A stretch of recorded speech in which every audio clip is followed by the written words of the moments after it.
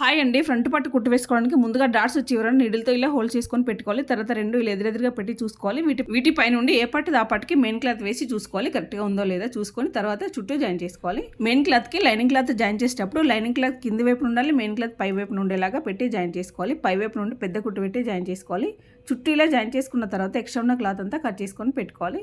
Video మొత్తం చూసిన తర్వాత మీకు నచ్చినట్టయితే ప్లీజ్ లైక్ చేసి షేర్ చేయండి, సబ్స్క్రైబ్ చేసుకోండి. ఇలాంటి జార్జెట్ క్లాత్ జాయిన్ చేసేటప్పుడు నీట్గా ముడతలు లేకుండా జాయిన్ చేసుకోవాలి. ఓకే అండి, నీట్గా వెళ్ళి జాయిన్ చేసుకున్న తర్వాత మనం హోల్స్ చేసుకున్నాం కదా, ముందుగా హోల్స్ దగ్గర ఇలా మార్కింగ్ చేసుకోవాలి. ఈ మార్కింగ్ వరకు ముందుగా పెద్ద కుట్టు వేసుకోవాలి.